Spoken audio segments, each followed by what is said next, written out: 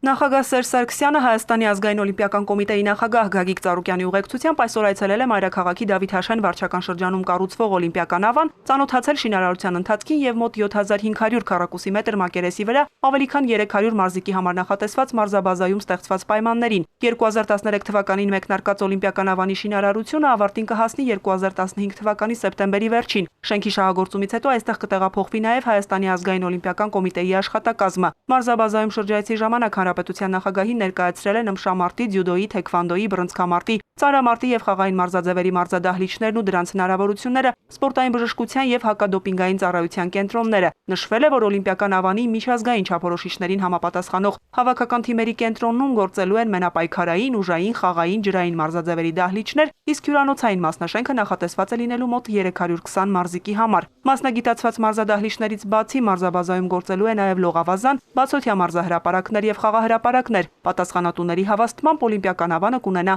մարզումների համար անհրաժեշտ բոլոր պայմանները։ Տեղեկացնենք, որ օլիմպիական ավանի շինարարությունն ամբողջությամբ իրականացվում է Գագիկ Ծառուկյանի անձնական միջոցների հաշվին։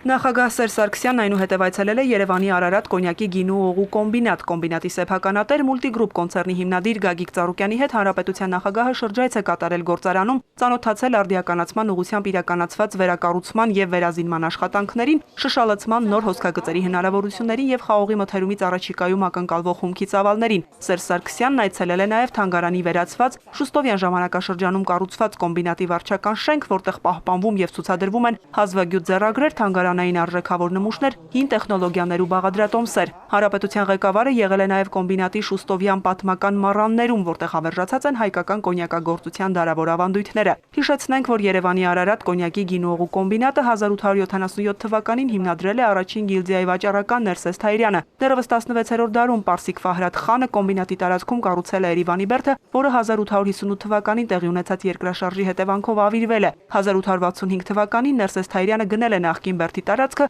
իսկ արդեն 1877-ին հիմնադրել գինու գործարան։ 1898 թվականին Թայրյանը գործարանը վարձակալության է տալիս, իսկ մեկ տարի հետո վաճառում Շուստով եւ Որդիներ ընկերությանը։ Շուստովն իր գործը սկսել էր դեռ 1863-ին եւ Ռուսաստանում առաջին կոնյակագործներից մեկն էր արդեն 1870-ական թվականներին։ Շուստովյան ընկերությունն իր ձեռքն էր վերցրել ցարական Ռուսաստանի ալկոհոլային շուկայի 80%-ը։ Հենց Շուստովի օրոք էլ սկսվել է գործարանի բուռն զարգացման վերելքը։ Արտադրանքի բարձր որակի համար 1912 թվականին Շուստով եւ Որդիներ ընկերությունը Ռուսաստանի կայսերական արքունիքի պաշտոնական մատակարարն էր։ 1920-ից 1991 թվականներին կոմբինատը ղեկավարել են տարբեր գինեգործներ ու կոնյակագործներ, սակայն խորհրդային միության փլուզումից հետո փլուզման եզրին հայտնվեց նաև գործարանը։ Այն նոր շունչ առավ միայն 2002 թվականին, երբ գործարանն իդեմս Մուլտիգրուպ կոնցեռնի հիմնադիր Գագիկ Ծառուկյանի ունեցավ նոր սեփականատեր։ Հենց այդ ժամանակ էլ սկսվեցին գործարանի լայնամասշտաբ վերակառուցման եւ վերանորոգման աշխատանքները, ձեռք բերվեցին շշալցման նոր հոսքագծեր, պատրաստվեցին նոր կաղնետակառներ, վերականգնվեցին հին բաղադրատոմսերն ու հայկական կոնյակագործության